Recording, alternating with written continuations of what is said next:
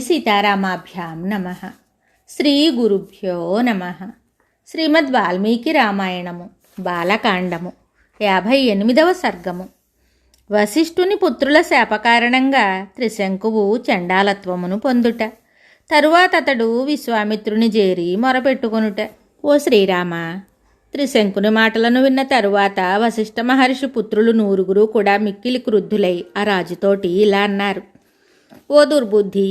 సత్యవ్రతుడైన వశిష్ఠుడు నిరాకరింపగా ఆయన మాటను పెడచెవిన పెట్టి ఆయన పుత్రులమైన మమ్ము ఎట్లు ఆశ్రయించుచున్నావు?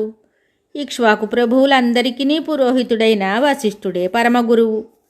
సత్యవాది అయిన ఆ మహర్షి వచనము అతిక్రమింపరానిది.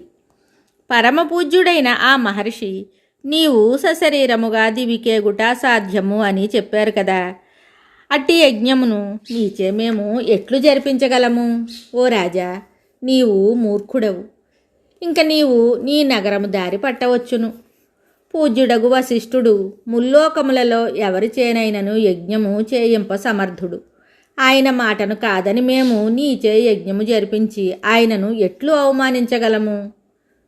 క్రోధావేశముతో పలికిన వారి మాటలను విని ఆ రాజు మరలా వారితోటి ఇలా అంటున్నాడు. గురువైన వశిష్ఠుడును అట్లే ఆ గురువుగారి పుత్రులైన మీరును నన్ను తిరస్కరించారు. ఓ తపోధనులారా, మీకు శుభమగుగాక. నేను మరి ఒక దారి చూసుకుంటాను. సాక్షాత్తు బ్రహ్మపుత్రుడును కులగురువు అయిన వశిష్ఠుని మాటను త్రోసిపుచ్చుటే కాక ఆ రాజు దురహంకారపూరితుడై ఇతరులను ఆశ్రయించెదను అని పలికిన మాటలను విని ఆ మహర్షి పుత్రులు మిక్కిలి క్రుద్ధులై నీవు చండాలత్వమును పొందుదువుగాక అని అతన్ని శపించారు. తరువాత ఆ మహాత్ములు తమ ఆశ్రమానికి చేరారు. ఋషిపుత్రులు పలికిన ఘోర శాపవచనములను విని మిక్కిలి ఖిన్నుడై ఆ త్రిశంకు ప్రభువు తన నగరమునకు చేరి చింతించసాగాడు. ఇట్లు ఆ రాత్రి గడిచినంతనే రాజు చండాల రూపాన్ని పొందాడు. అతడు ధరించిన పీతాంబరము నలుపు రంగుకు మారింది. అతని శరీరం కూడా నల్లనిది అయి తేజోవిహీనమయ్యింది. కరుకుదనాన్ని పొందింది. కేశములు కురుచి అయ్యాయి. అతడు శ్మశానమునందలి మాలలను బూడిదను ధరించి ఉన్నాడు. అతని ఆభరణాలన్నీ కూడా ఇనుపవయ్యాయి. ఓ రామ, చండాల రూపమును పొందిన ఆ రాజును చూసి మంత్రులందరూ కూడా భయపడి పారిపోయారు. పురజనులు కూడా భీతితో వారిని వెన్నంటి పరుగులు తీశారు. ఓ రాఘవ, ఆ రాజు త్రిశంకువు ఒంటరివాడై రాత్రింబవళ్ళు దుఃఖంతో కుమిలిపోతూ ఉన్నా కూడా ధైర్యం వహించి తపోధనుడును వశిష్ఠుని ఎడల వైరభావము కలవాడును అయిన విశ్వామిత్రుని దగ్గరికి వెళ్ళాడు.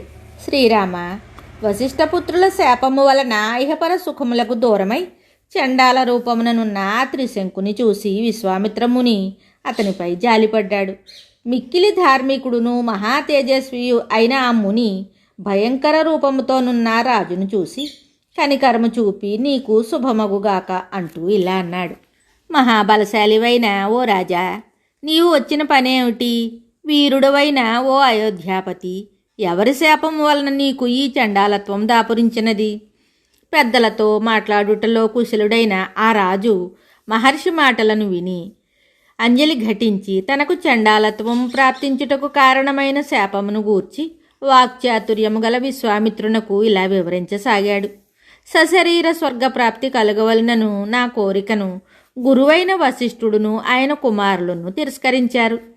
ఆ కోరిక నెరవేరలేదు సరిగదా. దానికి తోడు గురుపుత్రుల శాప కారణంగా నాకు ఈ చండాల రూపం ప్రాప్తించింది. ఓ సౌమ్యుడా, ఈ శరీరముతో స్వర్గమును పొందవలనను వాంఛతో 100 యజ్ఞములను ఆచరించాను. ఆ యజ్ఞఫలము కూడా నాకు దక్కలేదు. ఓ మహాత్మా, నా క్షత్రియ ధర్మముపై ఆన. ఎట్టి క్లిష్ట పరిస్థితులలోనూ ఇంతవరకును నేను ఎన్నడూనూ అసత్యమును పలికి ఎరుగను, ఇంక ముందు పలుకబోను. అనేక విధములగు యజ్ఞములను ఆచరించి తిని ప్రజలను ధర్మమును అనుసరించి పరిపాలించి తిని. గురువులును మహాత్ములును నా సద్గుణములకును సదాచారమునకును ఎంతయో సంతోషించారు. ఓ మునీశ్వర, ధర్మ మార్గమున సంచరిస్తూ నేను యజ్ఞము చేయ సంకల్పించి తిని అందులకు వారు సుముఖత చూపలేదు. దీనిని బట్టి చూసినచో ఈశ్వరేచ్ఛయే తిరుగులేనిది. దాని ముందు పురుష ప్రయత్నము తలవంచవలసిందే. సమస్తము దైవాధీనమే. ఇహపర సుఖములన్నింటికి దైవమే శరణ్యము అని తెలియచున్నది. నేను మిక్కిలి ఆర్తుడను, దురదృష్టవంతుడను.